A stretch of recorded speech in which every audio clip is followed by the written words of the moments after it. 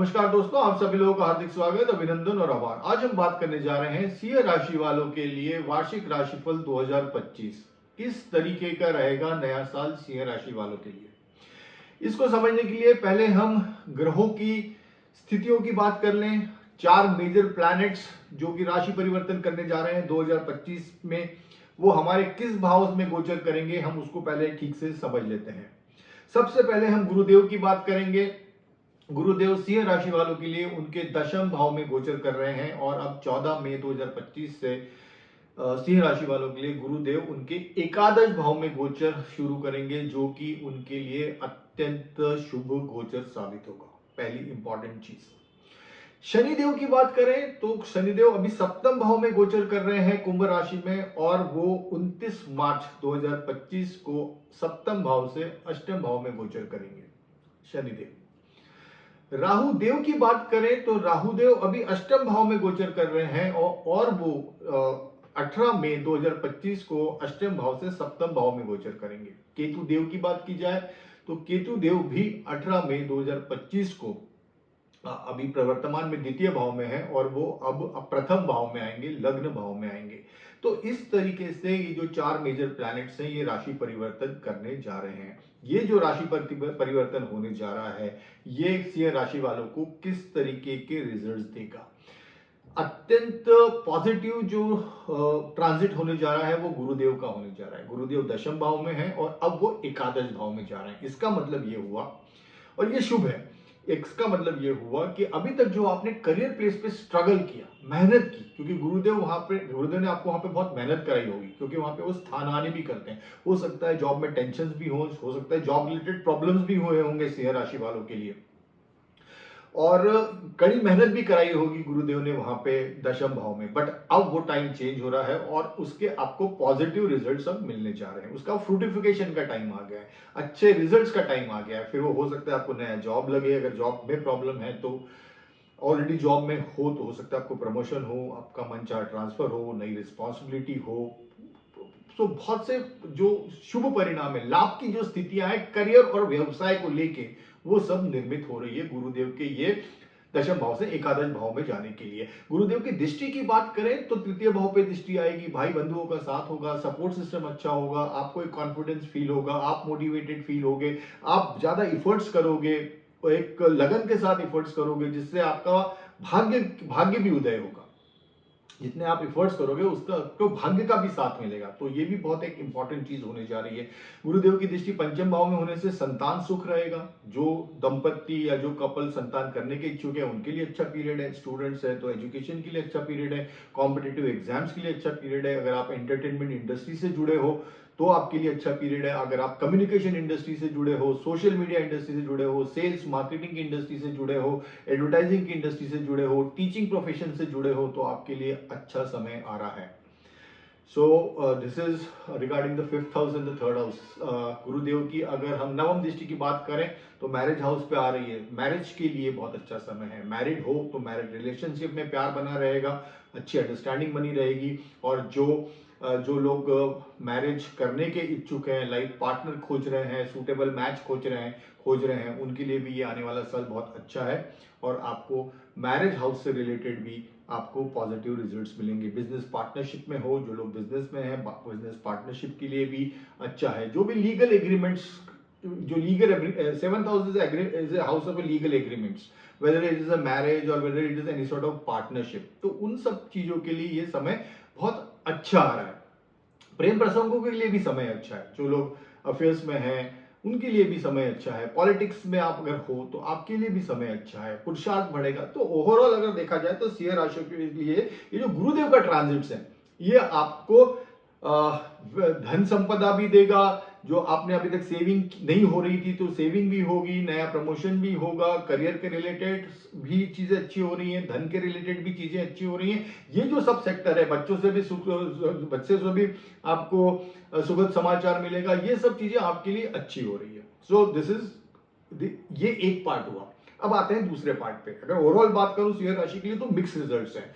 अब हमारे लिए थोड़ा सा कंसर्न एरिया क्या हो रहा है कि बाकी सब तो अच्छा है जैसा कि मैंने एक्सप्लेन किया। अब कंसर्न एरिया क्या हो रहा है कि शनि सप्तम भाव में गोचर कर रहे हैं अभी, और अब वो अष्टम भाव में गोचर करेंगे 29 मार्च 2025 से। तो हमारी एक्चुअली अड़ैया शुरू हो रही है, जो 2.5 ईयर्स का पीरियड रहता है, और शनि जब चंद्र से अष्टम रहते हैं तो उसको हम अड़ैया कहते हैं।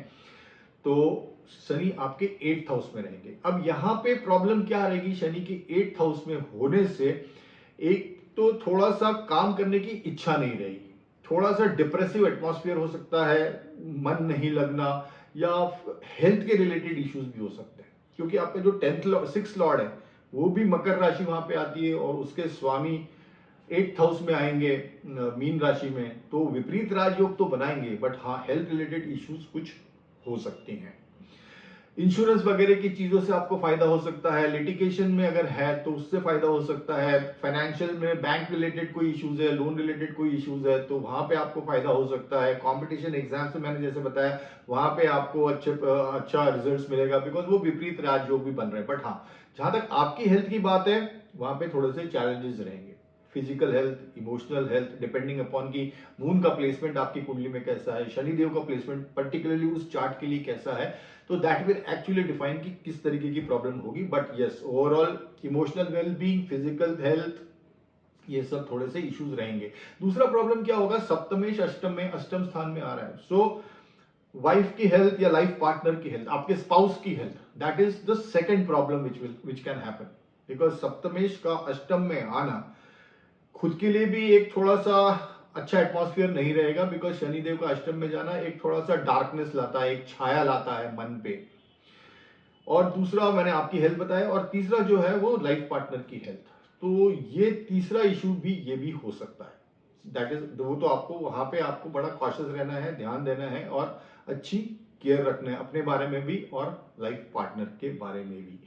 सो शनिदेव की, अच्छा अब क्या हो रहा है, शनिदेव तो ये तो रहे शनिदेव के अष्टम भाव का रिजल्ट। अब दूसरा चैलेंज क्या हो सकता है हेल्थ रिलेटेड के अलावा, कि शनिदेव की जो तीसरी दृष्टि है वो आपके दशम भाव पे रहेगी, तो करियर में कहीं ना कहीं थोड़े से आने वाले समय में चैलेंज आएंगे, नॉट इमीडिएट बट आने वाले समय में करियर को लेके थोड़े से चैलेंजेस रह सकते हैं।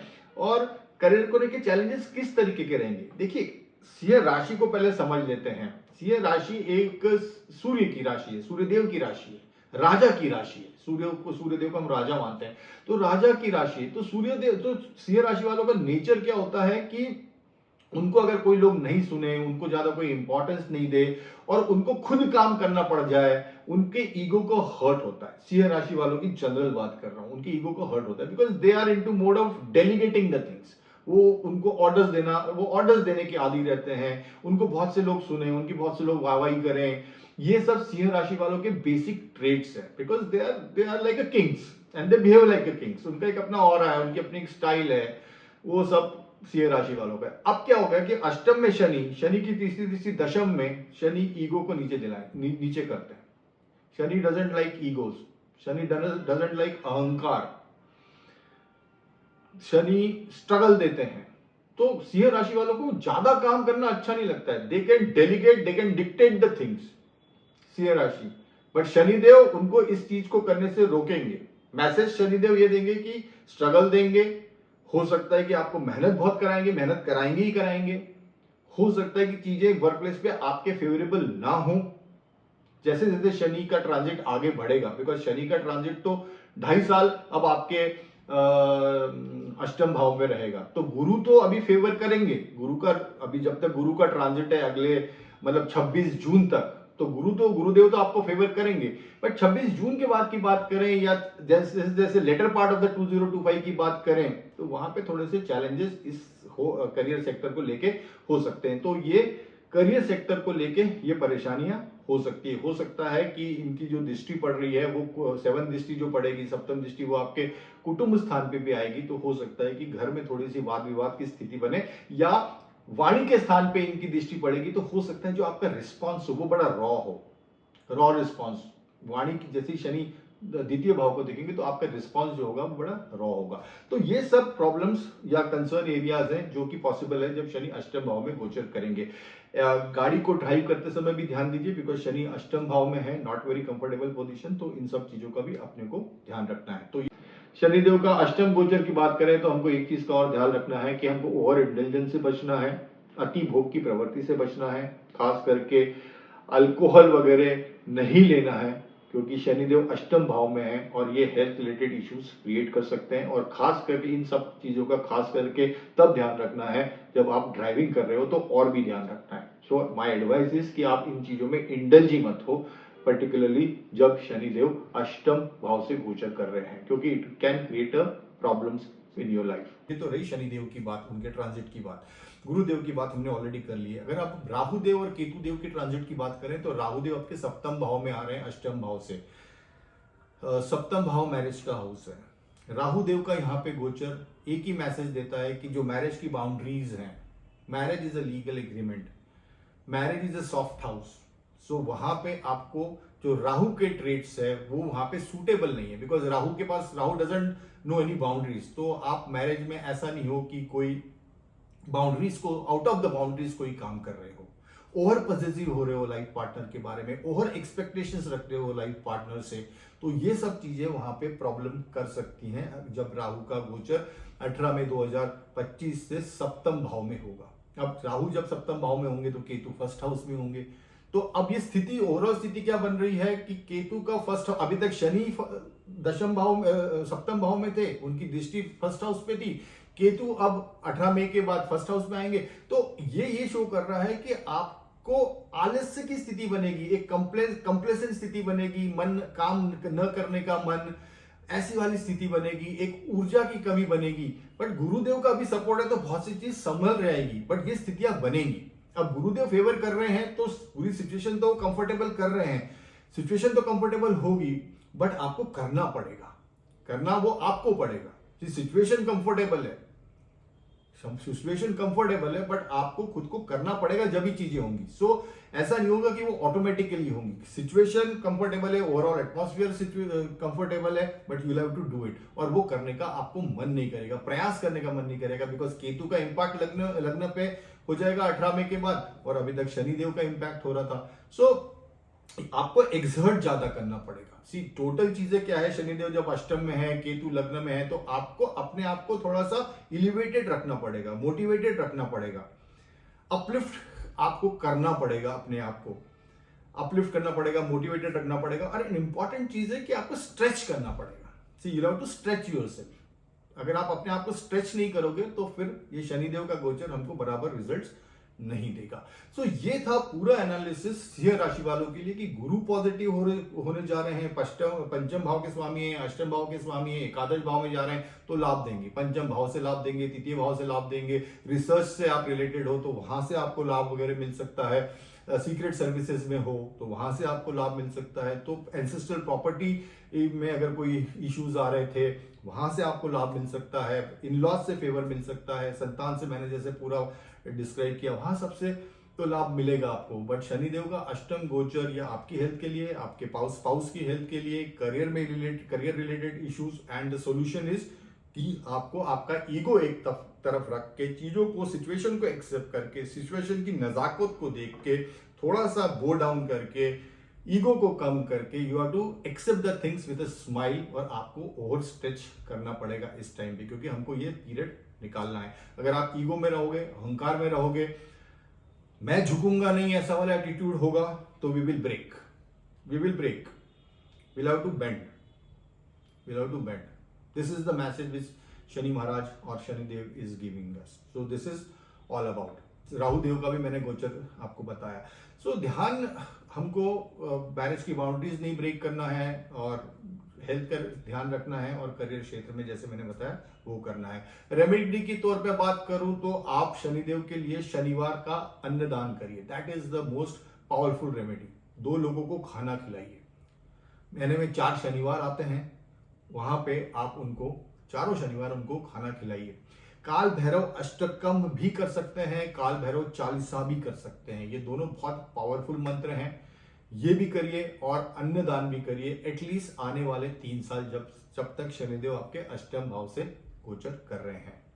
ये था पूरा कंप्लीट एनालिसिस सिंह राशि वालों के लिए कि साल 2025 में साल 2025 किस तरीके रहेगा। अकॉर्डिंग टू मी ये मिक्स साल है, मेहनत करने का साल है, और आपको स्ट्रेच करना पड़ेगा, because we have to take care कि शनि का अष्टम भाव में गोचर वो हमारे लिए थोड़ा चैलेंजिंग रहेगा और उसको हमको प्रॉपरली हैंडल करना पड़ेगा। तो this is all about Singh rashi. Thank you so much, wish you all the best, bye and take care.